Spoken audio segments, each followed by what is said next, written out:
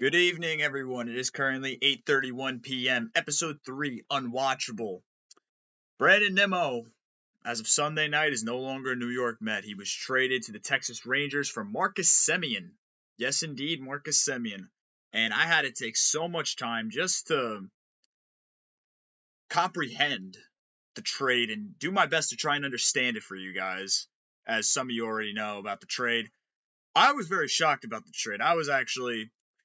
We were at Patrick's house watching a lot of football, this, that, and the third, and about, I want to say 6 hours beforehand, we were talking about the trades, and I'm like, oh yeah, people saying Nimmo going to be traded, he's not going to be traded. Well, lo and behold, we were watching one of the 4 o'clock games, and I was doing some work actually on my laptop for Loyal Losers, and lo and behold, Patrick just said, oh my god, the Mets just made a trade. I'm like, yeah, okay, because we have joked around before. I have made some crazy jokes about Pete Alonso. I'm like, oh, Alonso to the Phillies, looks like the year's over. But this one was actually serious. And it took me a while to believe him. I'm like, you're crazy. And he's like, no. Marcus Semien's coming to the Mets. And the guy they dealt away was the longest tenured New York Met, which gets rid of Brandon Nimmo's contract, which he's extended contract, I should say, which was the 8-year, $162 million deal back in 2022, which would have guaranteed him to be a New York Met for life. But he is gone, and they decided to sign a 35-year-old second baseman. Yes, indeed, a 35-year-old second baseman. I want you to keep that in the back of your mind for a minute. Now, the positives about this. They improved defensively. Marcus Semien is a good second baseman. Gold Glove. He's won 2 Gold Glove, actually. And he's a World Series champion with 2023 with the Texas Rangers. That's the positive. The offense Marcus Semien is bringing. I know he's won 2 Silver Sluggers, but the offense with him has declined massively. So he's not really bringing that much offense, but they've improved defensively, which, according to David Stearns, is going to prevent the run prevention. But whatever that means. So the negatives. Brandon Nimmo's gone. He was a fan favorite New York Met and a lovable guy. And in my opinion, he had a good year. Career high home runs, career high in RBIs. He was getting up there, I understand. He's 32. And there's nothing really bad you can say about Brandon Nimmo. He's a great guy. He was supposed to be a Met for life. And we're going to talk about Mets for life afterwards. But the Mets decided to take 3 years and $72 million of Marcus Semien's contract instead of Brandon Nimmo's remaining 5 years, $101 million deals. And I can understand the trade. I was upset about it the first time, but I get it. And I actually listened yesterday to the David Stearns press conference about what he had to say about Brandon Nimmo, and it was actually very professional, as he should be. Anyway, this is President of Baseball Operations, David Stearns, what he has to say about Brandon Nimmo. Brandon and his family for an incredible career with the Mets. From the moment the Mets drafted Brandon, he did everything right here. He represented the organization exceptionally well on and off the field, and really was a great Met. We wish Brandon and his entire family nothing but the best as they embark on the next phase of Brandon's career with the Texas Rangers. So, yes. Thank you, Brandon Nimmo, for his time with the New York Mets. And obviously, even David Stearns admitted, which I didn't think he had a heart, to be honest with you. We all know how I feel about David Stearns. I think he's just one of the worst GMs in baseball. But maybe this is a little step forward. Yeah, it does hurt to say goodbye to Brandon Nimmo. But a positive also, which I forgot about, he'll be reunited with Jacob deGrom. Which, apparently, according to Brandon Nimmo, when he called Jacob deGrom, he actually convinced him, or helped him convince him, waive his no-trade clause. So, Nimmo gets dealt. The Mets bring in Marcus Semien, a 35-year-old declining hitting second baseman that apparently brings you Gold Glove stellar defense. Now, where does this play in with the field? Well, I always thought that it was going to be Brett Beatty at third base, Francisco Lindor obviously at shortstop, and it was going to be a fight for second base. That, of course, being Ronnie Mauricio, Jet Williams, Luis Angel Acuna. But now with Semien there for 3 years at least 2 out of the 3, where do these younger guys go? Where in the world do Beatty, Acuna, Ronnie, Williams, where do they all go? There's a hole in the outfield now in left field.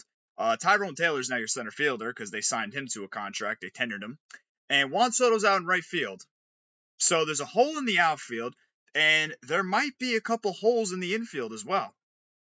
I mean, listen, we don't know who's catching the ball at first base. Everyone keeps talking about the deadly combination of Lindor and Semien rolling the double play. Well, who's catching the ball at first base currently? It's not Pete Alonso. Alonso is still a free agent, and the talks of it looks like Pete Alonso might be headed to the Boston Red Sox, which pains me to say because, as you can tell by the jersey in the back, I'm a huge Pete Alonso fan, and I'm also a huge fucking Mets fan.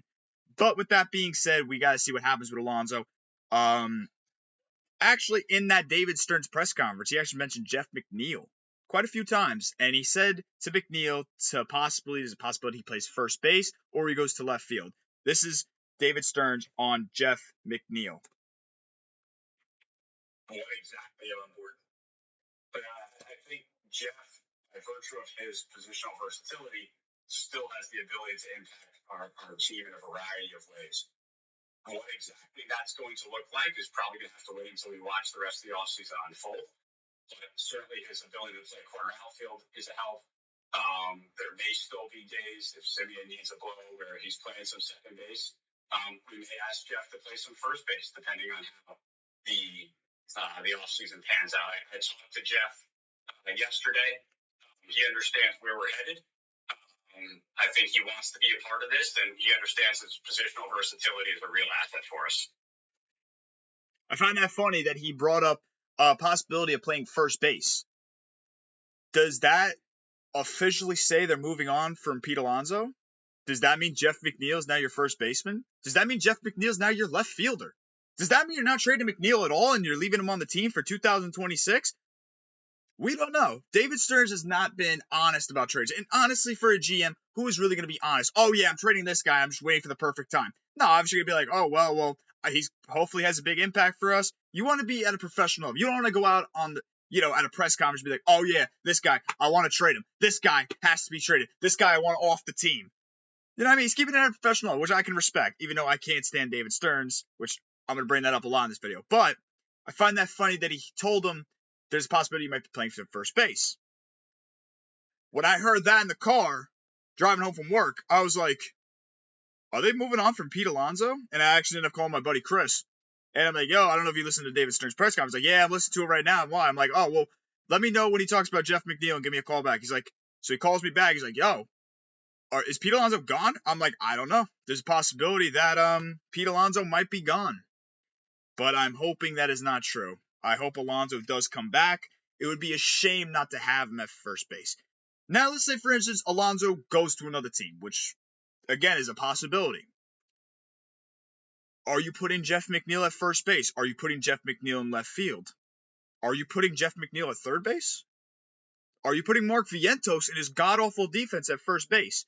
Which, that is the thing that's going to piss me off. If David Stearns allows Pete Alonso to go to another team, which is probably going to be the outcome, and you replace him with Mark Vientos, who was openly benched in Chicago and pretty much the entire season, he didn't get much playing time at third base. And even when they tried to play him, he showed a complete lack to field his position.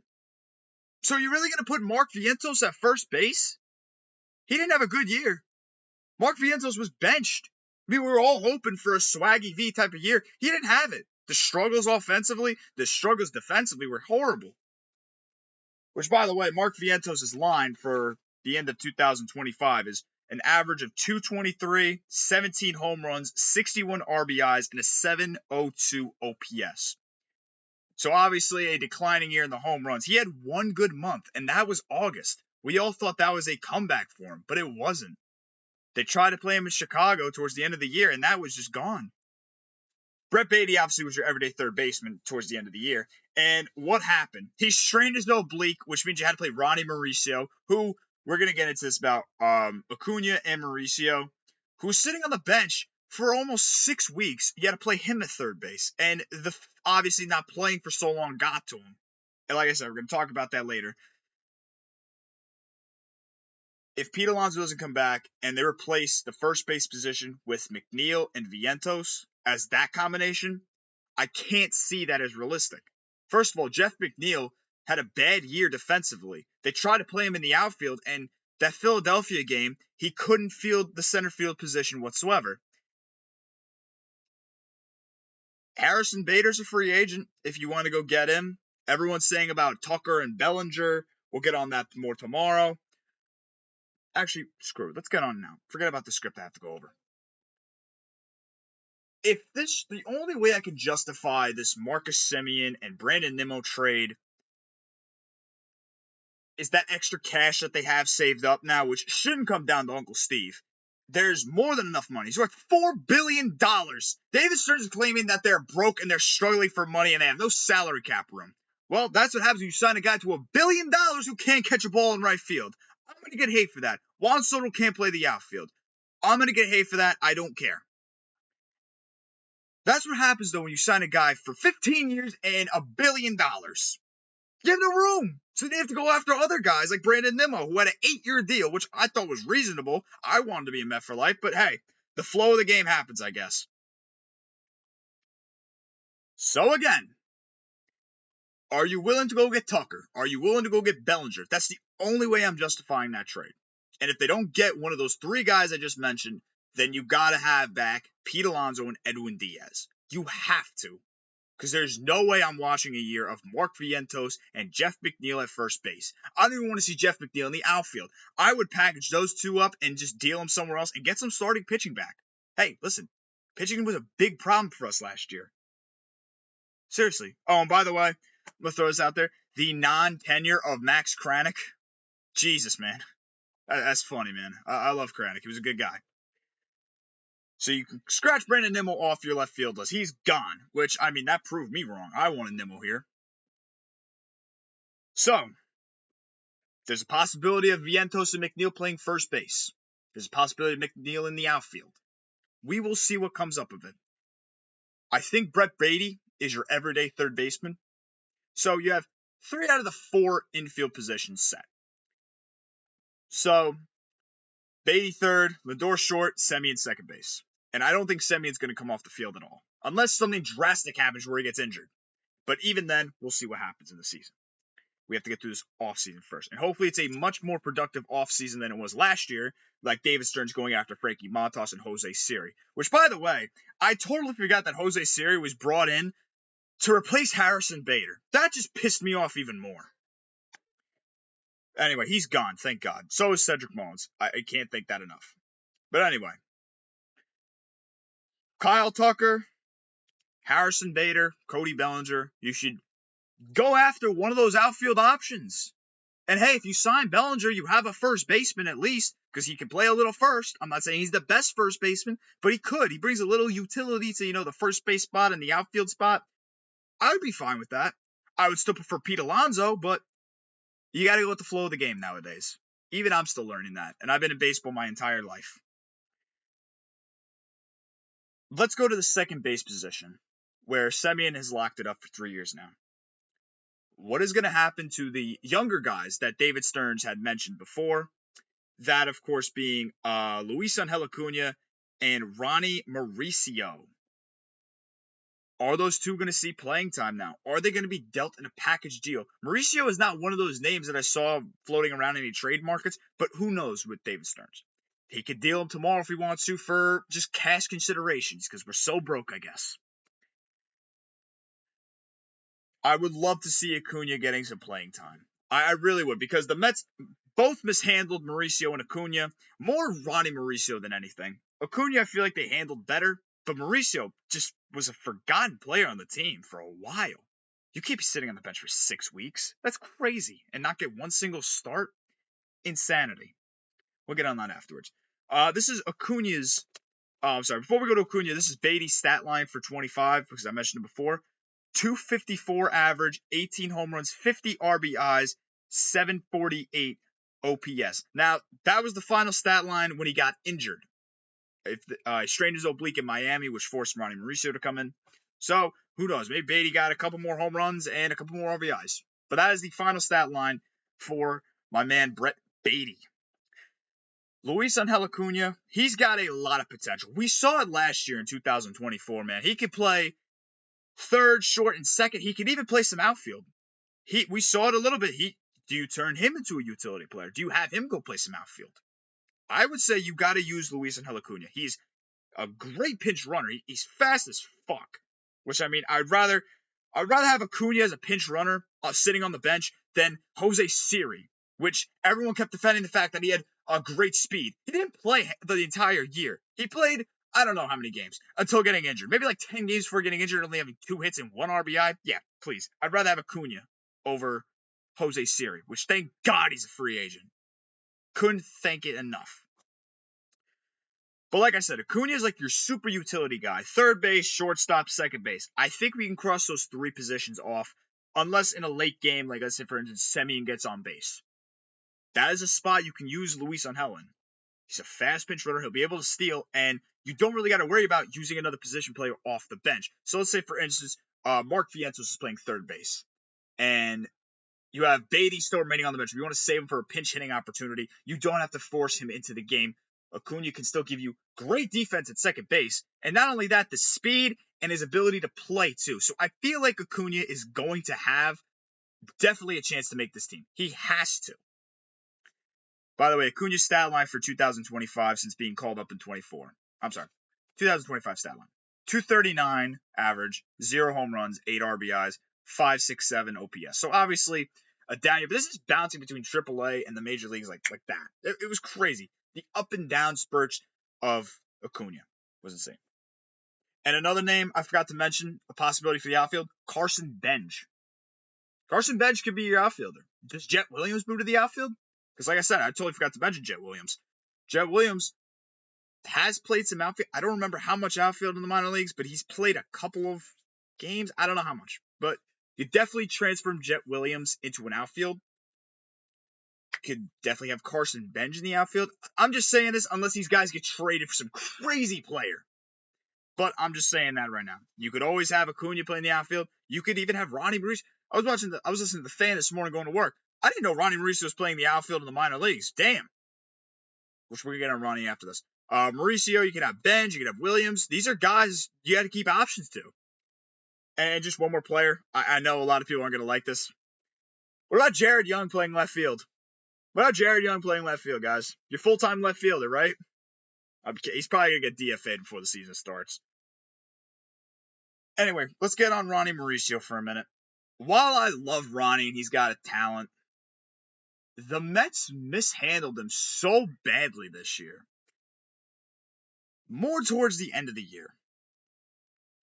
You can't have a position player that doesn't get any playing time, doesn't make one start, and gets 0 at-bats for 6 weeks. Ronnie Mauricio was on the bench for 6 weeks. We all forgot about him.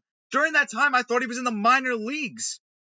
But no, he was on the bench the entire time, only getting opportunities as a pinch hitter or coming in as a defensive substitution. You can't have a guy sitting on your bench for 6 weeks and get no playing time. That is a faultment of the managerial part. Not as much. It is on Mendoza a little bit because you can always put him in the game. But it's also on David Stearns more than anything. How do you not send him down to get more at-bats or playing time? Because sitting on the bench for 6 weeks, that's crazy. And then in the Miami series, you have to use him because Mark Vientos can't field his position. He can't. So that's a spot where you had to use Mauricio in. Wasn't any good, but hey, what are you going to do? My goodness gracious. But like I said, do you dare turn Ronnie Mauricio back into an outfielder?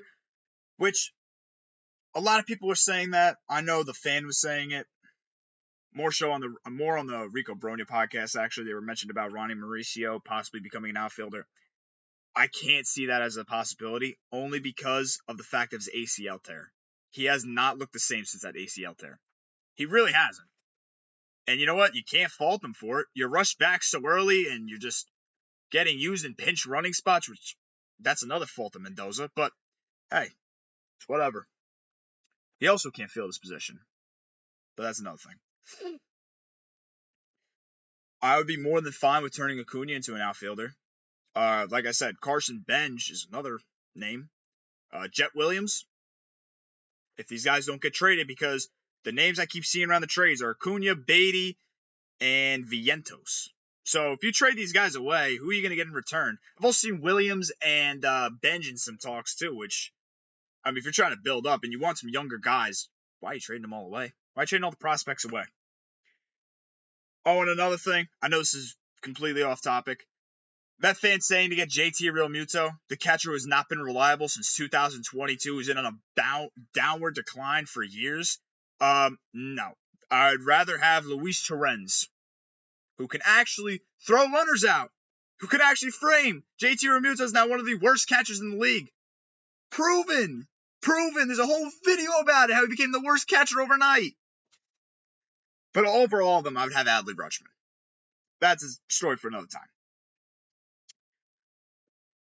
Let's go back to the outfield situation. The left field position, more or less. So, you already know you got Soto in right. You got Tyrone Taylor in center field. That missing left fielder, who is that going to be? Some say it's going to be Carson Benj. Some people say it's going to be Jeff McNeil. Some people say it's going to be Kyle Tucker or Cody Bellinger. In my opinion, I think I'd rather have Kyle Tucker over Cody Bellinger. I'd rather have Tucker in left field, and then that extra money you have, go get Pete Alonso back to play first base, because I'm not watching Jeff McNeil or Mark Vientos at first base. That is too much for me. I can't watch those two. Listen, I watched 3 years of Mark Vientos. He can't play third base. Jeff McNeil's on a downward slope. The guy can't hit. Got to get him out of here. By the way, this is David Stearns on trying to get Pete Alonso, when asked about Pete Alonso and Edwin Diaz. As I've said before, we'd love to have Pete and Edwin back. They're both great Mets. I'm not going to get into any specifics of any conversations that we've had at this point. All right, so funny he mentions that. Obviously, he's going to keep the privacy in between one another, but I haven't seen an offer at those two yet. I would really love to have both Diaz and Alonso back. Cohen has the money for it. He most certainly has the money for it. I think that the deal that I saw that were the rumors, I think Alonso had a 3-year deal, 120, and Edwin had like a $480 million, something like that. 4 year, $80 million. Just so people don't get confused. $480 million, no. 4 years, $80 million. I haven't seen anything else on that. And like I said, I don't want Pete Alonso gone. I don't want Edwin Diaz gone. I don't want Devin Williams to come in and close games out for me. I don't, because, by the way, this is for shits and giggles. Devin Williams' first year as in a New York uniform for the Yankees, obviously, who was openly benched out of the closer role. Oh, I shouldn't say benched. He was moved out of the closer role because of how bad he was. And it only got worse throughout the course of the season. This is his stat line for this year. 62 innings pitched, 4.79 ERA, 18 saves, 13.1 K per 9. This is his worst season by far. Now, I wouldn't mind having Devin Williams. Hear me out. I wouldn't mind having Devin Williams if it was a setup man for Edwin Diaz. Because Ryan Helsley, thank God, is not coming back. I would not have Ryan Helsley back on this team. That's the only way I would have Devin Williams on this team, if it was a setup man for Edwin Diaz to come in and shut the door, because I don't want Devin Williams closing games out for me. I don't trust the guy. He already proved that he can't pitch in New York. Which, I'm not going to go on record to say that he hates New York. I don't think he does, because he was spotted at a Knicks game. You think for a guy who hated New York, he wouldn't want to be anywhere near it, but he was at a Knicks game. So, a good sign. Maybe the Yankees re-sign him, which I don't think is going to happen, but we will see. But I do not want Devin Williams to be the new closer for the Mets. I need my man Edwin Diaz back, and I need Pete Alonso back at first base, scooping all the balls out that the infielders are bouncing. Oh, boy. But like I said, this offseason, even David Stearns said, it's going to be a very long offseason. It is going to be a very long offseason and a very odd offseason, too. This Nimmo move, I'm still trying to wrap around my head. I'm trying to stay off social media because all I'm seeing is Brandon Nimmo TikToks and social media and recaps of his career. I got to stay off social media because I just don't agree with the deal. And a lot of people don't. And they are more than right to think that. Don't go attacking them because they don't agree with the deal. And people who disagree with the deal, don't go attacking people who agree. I'm trying to view the positives. but all I could see is just more negatives. But like I said, I'm stuck in the middle. I'm trying to look at the positives and the negatives. It doesn't affect my life whatsoever. I give 2 fucks less. None of these guys pay my bills. But at the end of the day, the GM runs the team. The fans sadly don't. And that is a quote that I live by since the Moneyball movie. When Billy Beane says, listen, the fans don't run my ball club. Which is 100% true. But I'm just saying, David, you traded Nimmo. If you lose Alonso and Diaz and you don't make the playoffs, that might be your ass. That's all I'm saying. So, go where your heart desires. Oh, and one more thing before this one ends. What is with all the Milwaukee players David Stearns loves? Tyrone Taylor, Ben Gamel, Trace Thompson at one point, Omar Narvaez. Jose Quintana actually was pretty good. I like that. That was a little bit before Stearns, but he had still had a big impact on it. So, oh no, wait, Quintana signed in 2025. That's my bad. But seriously, you guys get what I'm saying. What is with all the Milwaukee players? That's another thing, too, we're going to get on tomorrow. It's not Milwaukee. It's New York. Queens, more or less. You can't run a ball club the way you ran another ball club. That's not how it works. But like I said, we'll get more into that tomorrow. Guys, this video has officially come to an end. I appreciate you guys for watching. Enjoy the rest of your night and have a good one.